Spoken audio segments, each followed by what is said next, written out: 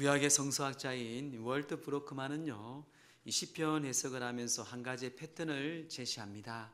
바로 방향 설정, 또 방향 상실, 그리고 새 방향 설정으로 그런 늘 구약 성서학자인데 시편의 해석에는 꼭 이 패턴이 있다고 이야기합니다. 사실 시편을 읽다 보면 처음에는 하나님을 고백합니다. 그래, 나의 힘이 되신 여호와여. 다윗의 시도 그렇고 오늘 아삽의 시도 그렇습니다. 그러다가 실족당했던 이야기를 합니다. 그런데 왜 나에게 이 고난이 있습니까? 왜 이렇게 나는 억울합니까? 그는 호소를 하죠. 그러다가 잠깐 하나님 앞에 의심할 정도로 그 마음이 흔들리는 경우가 봅니다. 그러다 다시 마지막에 그가 저자가 결론을 내릴 때는 다시 여호와 하나님 앞에 고백을 하고 새로운 방향으로 비전을 제시하고 마치는 경우들이 거의 대부분입니다. 오늘 이 아삽의 시편, 이 아삽이라는 사람은요, 레위 지파 중에 한 사람입니다.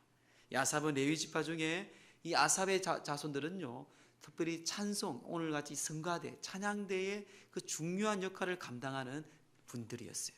특히 아삽이라는 사람은 찬양대장이랄까요, 성가대장의 지휘자랄까요, 그 정도로 중요하고 믿음이 착실하고 성실한 사람이었습니다. 근데 오늘 시편을 보니까요, 이 아삽이 정말 힘든 모습을 볼 수가 있습니다. 그가 하나님 앞에 고백하지만 결국 악인들의 형통을 보고 악인들의 삶의 문제를 삶이 잘 되는 거 번영하는 걸 보고 그는 신앙이 잠깐 믿음이 잠깐 흔들렸다고 고백을 합니다. 우리가 인생을 살다 보면 참 이런 경우들이 참 많이 있습니다. 옛날뿐만 아니라 여러분 과거에도 그랬고 지금도 그렇습니다. 왜 옆집에 사는 김 씨는, 왜 뒷집에 사는 박 씨는 믿음 생활도 하지 않는 것 같은데, 보니까 남 거짓말도 잘하고 참 나쁜 사람 같은데 어떻게 저렇게 사업은 잘 되고 어떻게 저렇게 자식들은 좋은 대학에 잘 들어가고, 한번 세상적인 말로 어떻게 저렇게 잘 풀릴까? 참 나쁜 일도 많고 남을 속이기도 하고 그 돈을 모으는 그런 사람이 차도 바꾸고 좋은 집도 사고 땅도 사고 그런 경우들이 생각보다 많죠, 그렇죠? 네, 많습니다, 세상에. 오늘 시편 기자는요, 그런 토대에서 우리한테 지금 자기의 고민과 또 현실을 우리에게 호론하고 하나님께 말씀하고 고백하고 있는 이야기입니다. 오늘 우리가 이 귀한 말씀을 통해서 신앙생활하면서 내 삶의 신앙의 방향을 설정한 이후에 또 우리가 상실합니다. 또 새 방향을 설정하는 그 패턴 속에서 오늘 이 시간은 그 인생의 답을 얻고, 그래 이제는 내가 견눈질 하지 아니하고 오직 하나님만 바라볼 수 있는 그런 믿음의 결단의 시간 되기를 주의 이름으로 축원합니다. 자, 그러면 시편 13편을 통해서 그 아삽의 체험을 한번 전하고자 합니다. 첫째는요, 그 아삽은요, 믿음의 방향을 하나님 앞에 설정하고 결정합니다. 방향 설정이죠. 시인은 인생에 대해서 정리를 하고 있습니다. 1절 말씀 함께 합독합니다. 시작. 하나님이 참으로 이스라엘 중 마음이 정결한 자에게 성을 행하셨다. 원래는 선을 행하셨다. 우리 원문은 이렇게 되어 있습니다. 근데 이제 문맥을 부드럽게 하기 위해서 우리 한국 번역할 때 행하시나 하고 붙였는데요. 행하셨다는 것이. 그는 인생의 믿음의 신앙의 고백을 하고 있어요. 그래, 내가 믿는 하나님, 내가 지금 성가대를 지휘하고 찬양대를 맡고 있는 우리 하나님, 우리 찬양하는 우리 하나님은 참으로 이스라엘 중 마음에 정결한 자, 즉 하나님을 잘 믿는 자들에게 선을 행하셨다. 선을 행하셨다.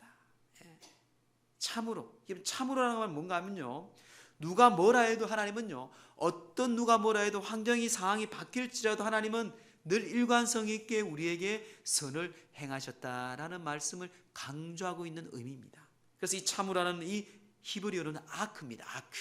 이 아크는요, 진실로 확실히 하나님께서 우리에게 믿는 자에게 선을 행하시는 분이다라고 그는 담대하게 확신을 가지고 선포합니다.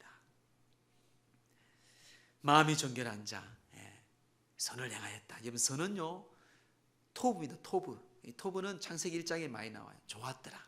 하나님 보시기에 좋았더라. 늘 하나님과 그렇게 의롭게 거룩하게 우리에게 행했다라는 그런 뜻이에요. 자, 그런데 여기서 끝나면 얼마나 좋아요. 둘째 보면 그에게 신앙의 위기가 옵니다. 신앙의 위기가 찾아왔어요. 그 방에 오직 하나님만 바라보다가 그는 방향이 상실됩니다. 세상을 보게 됩니다. 악인들을 보게 돼요. 위기가 찾아왔습니다. 그래서 원래 원문에는 그러나 하고 읽으면 돼요. 그러나 나는 그의 넘어질 뻔하였고 나의 걸음이 미끄러질 뻔하였으니. 넘어질 뻔하였다는 거예요. 실족할 뻔하였다는 것이. 그리고 미끄러질 뻔하였다는 것이. 죄를 지을 뻔밖에 못했다는 그런 이야기를 하고 있습니다. 1절에 그 확실한 신앙의 고백이 어느 순간에 애매모호하게 되었습니다. 애매하게 되었어요. 하나님의 선하심과 하나님의 정결함과 하나님 베푸신 그 자비하심과 그 인자하심이 확신이 무너지는 현실입니다. 사실 이런 현실, 사실 이런 말을 안 해서 그렇지 가끔 있잖아요. 그렇죠? 억울해. 어떻게 하나님이 살아계시면 이 땅이 이럴 수가 있을까? 어떻게 저 인간이 저렇게 이렇게 살 수가 있을까? 참 그런 경우들이 여러분 삶을 살아가다 보면 과거에 많이 있었을 거예요. 지금도 있는 분도 계실 거예요. 자, 이렇게 넘어질 뻔하고 미끄러질 뻔한 이 위급한 상황 가운데 있습니다. 예수님도 말씀하셨어요. 누가복음 18장 1절에 보면 기도하는 너희들에게 뭐라 말하면 항상 기도하고 낙심하지 말 것을 주님께서는 말씀하고 있습니다. 왜? 믿음 생활하다 보면, 기도 생활하다 보면 낙심하는 일이 있을까요? 없을까요? 있다는 것이에요. 그래서 예수님은 미리 낙심하지 말라. 세상을 살다 보면 억울한 일도 있고요. 나는 정직하게 진리 가운데 삶을 살아가는데 세상의 악한 자들이, 세상의 환경이 우리를 그렇게 가만히 두지 않습니다. 억울합니다.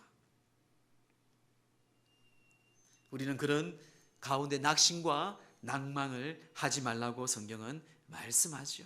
시인은 눈앞에 걸린 위기, 넘어질 뻔한, 미끄러질 뻔한 그 이유를 또 자세하게 말씀합니다. 첫 번째는 뭔가 하면 악인의 형통과 오만이 끝이 없다는 것이에요. 악인들이 너무너무 오만하고 악인들이 너무너무 잘 된다고 말합니다. 우리 3절 말씀 시작. 이는 내가 악인의 형통을 보고 오만한 자를 질투하였음이로다. 이는 내가 악인의 형통을 보고 오만한 자를 질투하였습니다. 악인의 형통. 형통은 무엇입니까? 잘 풀리는 거예요. 우리의 생각대로 어떻게 저렇게 돈도 잘 벌고, 어떻게 저렇게 돈도 많이 모아지고, 어떻게 저렇게 아이들도 좋은 대학 가고, 시집장가 잘 가고, 등등. 일이 다 되는 거예요. 자기 뜻대로. 우리가 바라보는 관점대로 다 풀리는, 지금 그걸 지금 이야기하고 있어요. 저 김 씨는, 저 박 씨는, 저 강 씨는, 저 사람은 정말 남을 속이고, 저 사람은 내가 아는데 과거를, 지금도 아는데 남들이 몰라서 그렇지. 근데 왜 저렇게 잘 될까? 근데 의인은 그렇지 않습니다. 악인들은 오아시스에서 편안하게 사는데, 의인 같은 우리는 광야에서 사는, 광야에서 힘들게 겨우겨우 목마름하고. 시편에서 말하는 의인은 누구입니까? 하나님의 가르침대로 살려는 사람들이 의인입니다. 우리는 뭐냐고 이게. 또 계속해서 말합니다. 우리 4절 5절 함께 합독할까요? 시작.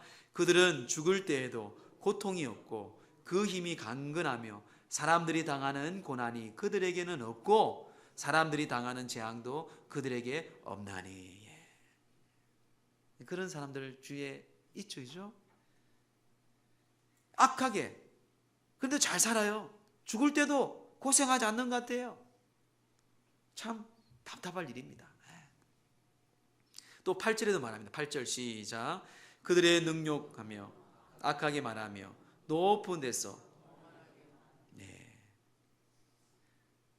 승승장구해. 남을 깔보고 교만하고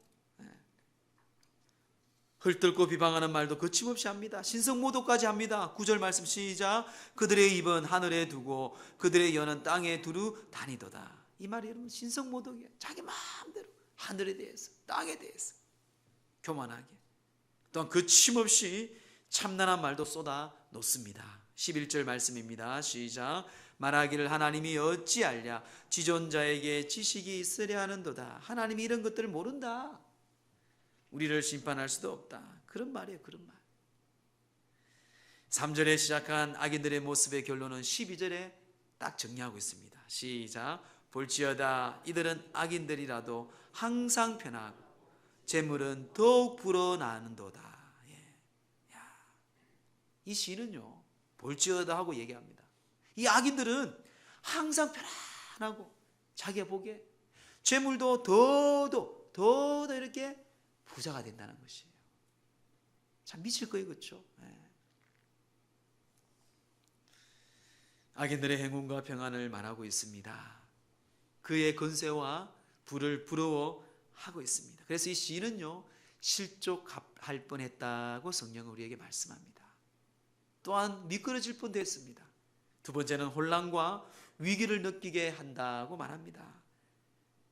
그 혼란과 위기는요, 마음에서부터 시작돼요. 마음에서부터 혼란이 있는 거, 혼란, 느낌이, 내 마음의 느낌이 혼란이 있습니다. 우리 13절 시작. 내가 내 마음을 깨끗하게 하며 내 손을 씻어 무죄하다 한 것이 실로 헛되도다. 보세요. 한마디로 내가 하나님, 내가 마음이 예수님의 보혈로 내가 정결함 받았고 깨끗하고 내 손을 씻어 내가 주님 앞에 선한 일을 하고 이래 하는데, 이런 것들이 참으로, 실로라는 것은요, 참으로입니다. 참으로. 참으로 헛되다. 내 모든 하나님께 한 일이, 이 선한 일을 하는 게 다 헛되네요. 그런 고백, 그런 고백. 마음이 이해가 되죠. 오늘날 우리 세상을 보더라도 공감이 되죠, 그렇죠? 이런 사람들 주위에 한두 명 있을 거예요. 어떻게 저 집안은 저럴까? 우상을 섬기는데도 어떻게 저럴까? 완전히 혼란에 빠지게 됩니다. 흑상을 추구하며 그는 혼란에 더욱 빠지게 되죠. 자, 그리고 16절에 그 절정을 이야기합니다. 시작.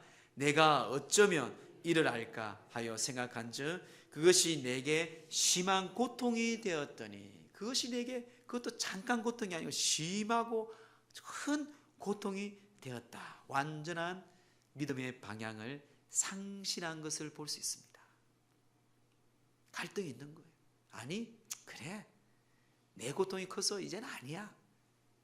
이제 하나님이 나를 버렸어. 하나님이 있다면 어떻게 저럴 수가 있어? 하나님이 살아계시다면 어떻게 저 악한 세력들이 저럴 수가 있을까? 참 우리는 그런 아픔 가운데 살아갑니다. 꼴찌에게 보내는 갈채라는 책에서 유명해진 우리 박완서라는 소설가가 있습니다. 그는 25살 먹은 아들을 먼저 세상을 떠나보내요. 그는 기독교인이 아니지만 그래도 천주교인이었습니다. 하나님을 믿는 사람이었어요. 그래서 그는 20다 키웠잖아요. 이제 다 키웠잖아요. 고생 다 하고 이제는 사회생활 나가서 이렇게 멋있게 살 그 25살의 그 꽃다운 나이의 그 아들을 하나님 데려가 버렸어요.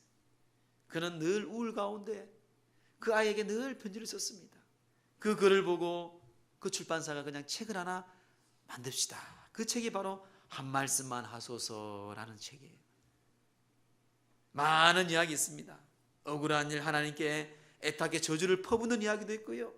하나님이 살아계시면 어떻게 이럴 수가 있습니까? 계속 그런 하소연도 많이 얘기합니다. 결국 그는 급기야 마지막에 하는 말이 뭔가 하면 한 말씀만 해달라고 부르짖습니다. 아들을 25살에 잃고 무심한 하나님을 원망하는 가운데 그가 결론을 이렇게 내립니다.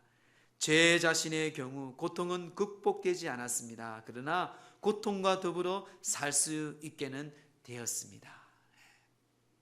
우리 기독교는 예수 믿는 사람들에게 하나 더 추가를 하면 좋을 것 같아요. 제 자신의 경우에 고통은 하나님 침묵 가운데 극복하지 못해요. 고통이 어떻게 고통을 극복할 수 있습니까? 그런데 고통 가운데 더불어 우리가 믿음 생활할 때, 하나님을 부르짖고 찾을 때 예수님께서 나를 만지시고 그 고통 가운데 살게 할 수 있는 힘과 믿음을 주신 분이 우리 주님이시라는 것이에요. 이럴 때 우리는 하나님이 전혀 없다고, 우리는 전혀 하나님이 살아계심이 없다고 우리는 고백하고 또 위기합니다. 이 아삽도 그리었습니다. 그런 위기 가운데, 고통 가운데 아삽은 이 위기의 극복을 그는 셋째로 새로운 방향 설정을 하게 됩니다. 보통 여기에서 끝나면은 교회를 떠납니다. 이단에 빠지기도 하고요, 이 기독교의 안티가 되기도 합니다. 그래서 얼마나 이 땅에도 많이 있습니까? 우리가 기도하고 또 기도해야 되죠. 근데 아삽은 여기서 멈추지 않고 새로운 방향을 설정하게 되죠. 방향의 전환점이 됩니다. 그 방향이 바로 17절 말씀이 오늘의 마지막 읽었던 말씀인데요. 우리 함께 합독합니다. 시작. 하나님이여 성소에 들어갈 때에야 그들의 종말을 내가 깨달았나이다. 아멘. 성소에 들어가 보니까, 성소는 무엇입니까? 하나님을 만나는 곳이고 하나님의 임재하는 곳입니다. 그 성소에서 자신의 새 방향을 찾았습니다. 비전을 찾았습니다. 하나님께서 악인의 번영을 보고 그는 하나님을 원망하였습니다. 불평하였습니다. 오히려 그들을 부러워하고 부러워하였어요.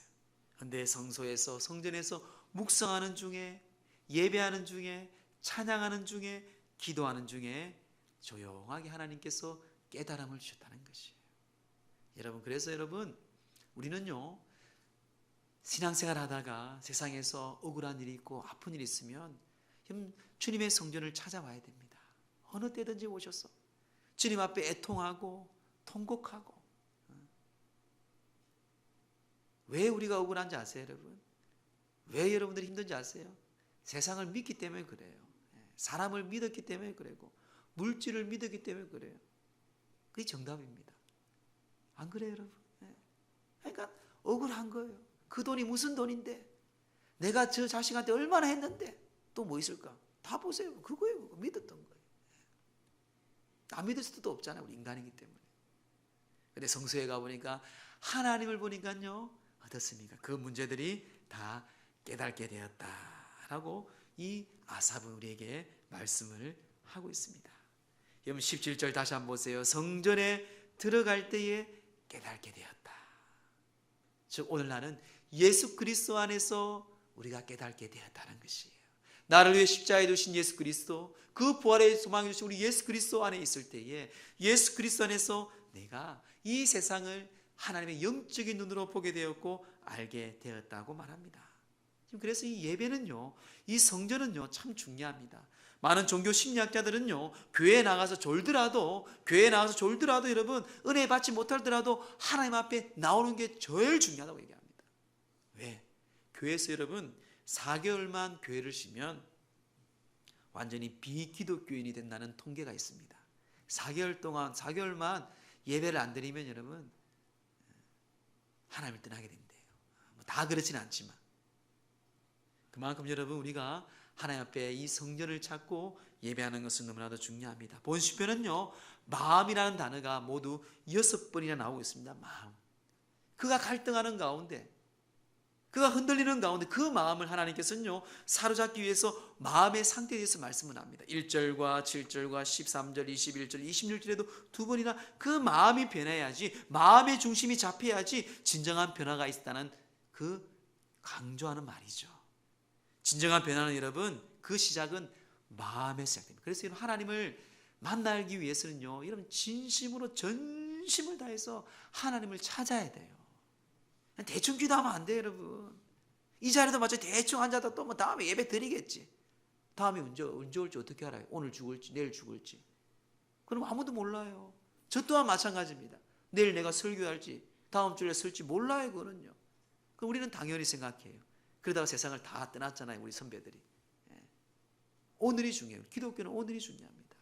오늘 내가 무슨 일이든지 진실하게 성실하게 하나님께 영광을 돌리고 최선을 다하는 것이. 그래서 로마서 12장 2절에 우리는 이 세대를 본받지 말고 오직 마음을 새롭게 함으로 변화를 받아 하나님의 선하시고 기뻐하시고 온전하신 뜻이 무엇인지 분별하도록 하라. 이 세대를 본받지 말아요. 근데 이 아삽은요 이 세대를 본받았어요. 저와 여러분들이 한 주 동안 삶을 살아가면서 세대를 본받습니다. 부러워하고 침을 흘려요. 아이고야 부럽다. 아이고 돈 많네. 아이고 잘 되네. 세상에 하는 모든 풍속을 보면서 본받지 말라고 합니다. 본받지 말고 뭐라 말하고 있어요? 우리가 본받지 말고요 바로 하나님의 것을 우리가 주님 앞에 나오라고 말씀을 하고 있습니다. 자신의 관점에서 이제는 하나님의 관점으로 바꿔야 돼요. 이는요 자기 생각이 자신의 관점이었어요. 이 악인들의 형통이. 여러분 2절 말씀 보세요. 2절 말씀 시작. 나는 거의 넘어질 뻔하였고 나의 걸음이 미끄러질 뻔하였으니. 3절 시작. 이는 내가 악의 형통함을 보고. 보세요. 나는 나는 지가 보고 자기가 내가 악인의 형통을 보고. 그거는 너무너무 많이 펼쳐져 있어요, 세상에. 근데 17절에는요, 보지 못했던 것을 보게 됩니다. 17절에 그것이 바로 성소에 들어가니 하나님을 보게 돼. 하나님 앞에 깨달음이 옵니다. 그게 바로 이 성소에서 예배에서 나타나는 놀라운 은혜입니다. 여러분, 예배가 중요한 거예요. 그 예배 안에 하나님의 치료와 하나님의 임재와 회복과 그리고 마음의 변화가 일어나는 것이 이 성소입니다. 예배예요. 그래서 이 A.W. 토저는요, 이렇게 말합니다. 예배에 실패한 그리스도인은 모든 인생에 실패한 것이다. 즉 그리스도인에게 실패라는 것은 예배 속에서 하나님의 영광을 온전히 체험하지 못할 때 오는 것이다. 목숨같이 지켜야 할 것이 하나님을 만나는 그 순간이에요. 태도는 너무너무 중요합니다. 악인에게는 미래가 없음을 그는 이제 알게 돼요. 18절부터 쭉 말씀 봅니다. 자, 우리 18절 보세요. 자, 시작. 주께서 참으로 그들을 미끄러운 곳에 두시며 파멸에 던지시니. 지금 이 아삽이 깨닫는 말씀이에요. 결국 무슨 말입니까? 본인은 좀 구체적으로 표현합니다. 미끄러워진 곳에 있어서 파멸한다 얘기하는데 어쨌든 심판을 받는다는 것이에요.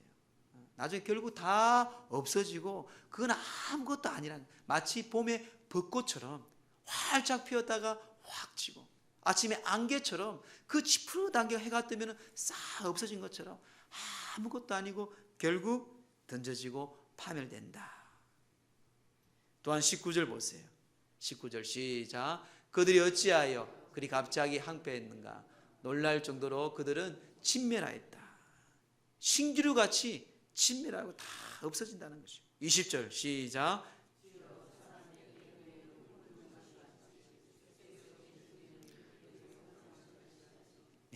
그 파멸이, 심판이 꿈같이 찾아온다는 것이에요. 씨앗이라는 책을 유명해진 미국의 성공학자인 존 코든이 이런 이야기를 했습니다.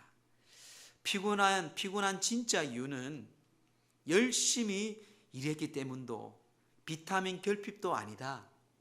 태도가 나쁘기 때문이다. 태도가 나쁜 이유는 다시 목적이 결핍되었기 때문이다. 여러분 때로는 예수 믿다가 피곤하죠? 짜증나죠? 있을 거예요. 그 이름 피곤해서 아니고 비타민 부족도 아닙니다. 태도의 태도. 어떤 태도입니까? 목적의 결핍이에요. 비전이에요. 하나님의 은혜가 없고요. 하나님의 임재가 없고요.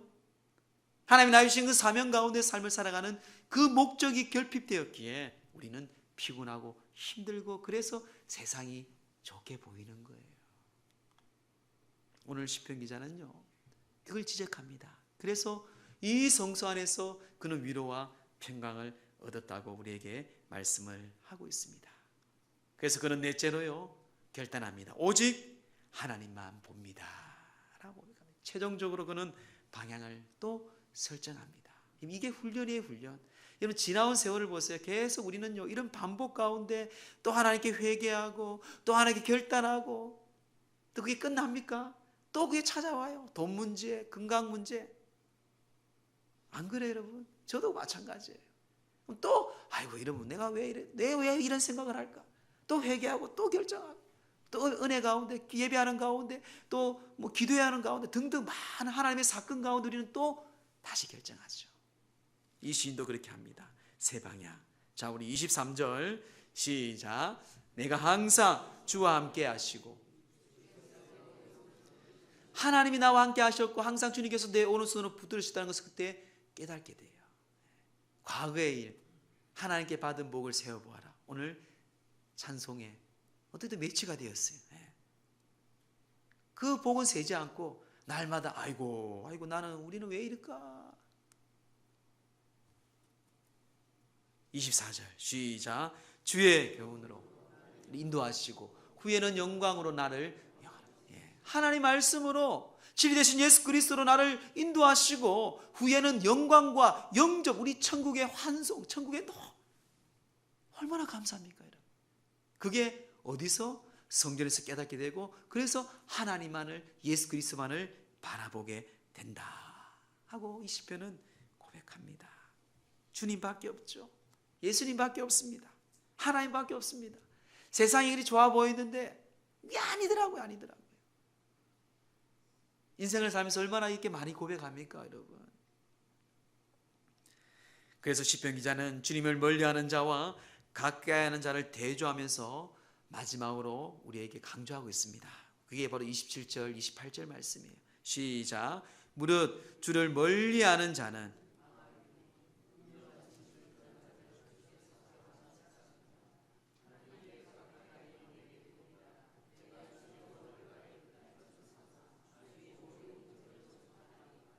아멘. 주를 멀리하는 자는 망하고요, 하나님을 가까이 하는 자는 복이 있다고 말씀합니다. 왜 이런 고백을 했을까요? 그는 그 전에 25절 말씀이 있어요. 25절. 자, 우리 25절 말씀 함께 합독할게요. 시작. 내 하늘에서는 주 외에 누가 내게 있으리요, 땅에서는 주밖에 내가 사모할 리가 없나이다. 예. 하늘에서, 땅에서. 그 전에는 그들이 부러워했는데, 그 악한 행위들을 부러워했는데, 이제는 하늘에는 주 외에, 땅에는 주밖에. 어디 있어요? 하나님의 성전 안에서, 예수 그리스도 안에서 우리가 고백할 수밖에 없다는 것이에요. 우리는 이런 존재이고요, 이렇게 살 수밖에 없도록 우리는 하나님 만드셨어요. 물고기가 마치 물 속에 들어가서 마음껏 헤엄치듯이, 그 공중에 나는 새가 하늘에 마음껏 창공을 날듯이 우리는 하나님을 가까이 할 때에 이런 기쁨이 있고 이런 평강이 있고 이런 영원한 생명이 있다는 것이에요. 그 시편 기자는 인간인지라, 우리도 연약한 인간인지라 이 삶이 반복되면서 그 믿음이 굳건하게 성장하게 됩니다. 우리의 믿음은 금방 만들어지는 것이 아닙니다, 여러분. 참 믿음은요, 많은 시험과 훈련을 통해서 만들어집니다. 그래서 여러분, 1절 말씀에 믿음은 고백하고요, 두 번째 2절부터 26절은 믿음은 시험이 있고 시련이 있었고요, 또한 세 번째는요 27절 28절은 다시 믿음의 확정과 확신을 하였어요.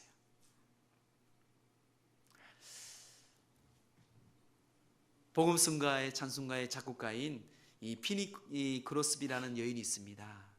앞을 보지 못하는 맹인입니다. 근데 이거는요, 복음성가 하나님의 찬송을 8,000곡이나 지었어요. 8,000곡. 제가 좋아하는 찬송가를 이분이 다 지었더라고요. 놀랐습니다. 예수로 나의 구주 삼고, 인내하신 구세주여, 나의 갈 길 다 가도록, 나의 영원하신 기업, 다 이분이 다 지었더라고요. 야, 그 외에 25, 모두의 찬송가 25곡이 이 여인이 지은 사람, 얼마나 대단한 영감이 있는지 몰라요. 어느 한편 한 목사님이 동정하는 마음으로 이 여인에게 물었습니다. 하나님께서는 당신에게 그렇게 훌륭한 재능을 주시면서 왜 시력을, 왜 눈먼 시력을 안 주시는지 모르겠습니다. 비방하는 말이야. 정말 불쌍히 여기는 마음으로 목사님이 물어보았던 것 같아요. 안타깝습니다. 너무 안타까워요, 자매님 하고. 그때 이 크로스비는 이렇게 얘기합니다. 아닙니다. 저는 태어났다고, 다시 태어난다고 하더라도 장님으로 태어나기를 구할 것입니다. 왜 그렇습니까? 제가 천국에 들어가서 처음으로 눈을 들어 뵙게 될 분이 예수 그리스도이기 때문입니다. 이 험한 세상은 하나도 보지 않고 그리스도를 처음으로 뵙게 되니 얼마나 좋습니까? 저는 이대로 만족합니다. 저도 이 말에 동의합니다. 인생을 살다 보면 별 것을 다 보고 다 듣게 되잖아요. 하나님을 만나면 그 천국에, 저는 시골 갈 때마다 저희 어머니가 늘 천국 이야기해요. 아직 천국 안 가셨지만, 살아계시지만 자기는 빨리 가고 싶대. 처음에는 제가 이해를 못했어요. 아니, 오래 살아야지 왜 줄일까? 근데 제가 하나님 만나고 성령 충만하고 보니까, 야, 맞아. 왜? 그분의 인생이 고달팠거든요. 우리 어르신들은 좀 아실 거예요. 그 인생이 고달팠거든요. 두 아들이 어릴 적에 죽었습니다. 병으로. 또 많은 가정의 어려움과 아픔들이 얼마나 가난한 시절이 있었잖아요. 그게 있거든. 그러니까 천국 가고 싶은 거예요. 이 여인도 마찬가지예요. 그 처음 보는 그 눈이 예수 그리스도를 본다니까 얼마나 기쁜 그 마음으로 그가 고백을 했다고 합니다. 사랑하는 성도 여러분, 때로는 인생을 살다 보면 원치 않은 어려운 일들이 있습니다. 질병도 찾아옵니다. 고난도 찾아옵니다. 하지만 기억하세요. 더 큰 은혜를 주기 위한 하나님의 시련입니다. 우리는 때론 실패와 고난과 질병을 통해서 엄청난 은혜를 받는 그런 순간들이 얼마나 많았습니까? 성경을 봐도 그렇습니다. 그래서 이스라엘 백성에게 항상 말씀하죠. 하나님을 기억하라고 말씀합니다. 그래서 시편 77편 11절에 말씀합니다. 우리 함께 합독합니다. 시작. 곧 여호와의 일들을 기억하며 주께서 옛적에 행하신 기이한 일을 기억하리다. 똑같은 아삽이 지은 시입니다. 시편. 여호와를 기억하라는 것이 하나님이 여러분들에게 은혜 주시고 만나 주시고 성경 주시고 체험하신 놀라운 하나님의 그 기적들과 이적들을 생각들을 은혜들을 기억하라는 것이에요. 그리고 표대를 향하신 예수 그리스도 하나님을 품고 비전을 가지고 하나님만을 바라보라는 것이에요. 여러분 토끼와 거북이 이야기 아시죠? 경주 이야기. 누가 얘기입니까? 누가 얘기해요? 토끼가 얘기해요? 거북이 얘기해요? 거북이 얘기잖아요. 왜 얘기인 줄 아세요 여러분? 토끼가 왜 진 줄 아세요? 이렇게 정의합니다. 거북이가 이길 수밖에 없는 이유는 토끼는 경쟁 상대를 보고 달리기 경주를 시작했지만 거북이는 목표를 향해 달렸기 때문이다. 이 아삽은 처음에는요 하나님 앞에 목표를 결단했어요. 1절에. 근데 살다 보니까 그 목적지 하나님 나라가 보이지 않고 경제 상대가 보이는 거예요. 이웃이 김씨네가 보이고 박씨네가 보이고 그러다 보니까 상처받고 실망하고 달릴 이유가 없죠. 열심히 살 이유가 없습니다. 결국 멸망이죠. 여러분 거북이가 이길 수 있는 이유는요 경쟁자를 보지 않습니다. 목표를 봤어요. 저 나무만 봤어요. 우리에게 주신 예수 그리스도, 여러분 주신 비전, 믿음, 하나님 나라의 소망, 이거는 영원한 것입니다. 여러분 하나님만을 바라보고 우리의 생명이신 예수 그리스도를 바라보고 이 땅에 그 악한 모든 존재가 올지라도 우리가 믿음으로 정복하고 승리하는 저와 여러분 되기를 주의 이름으로 축원합니다.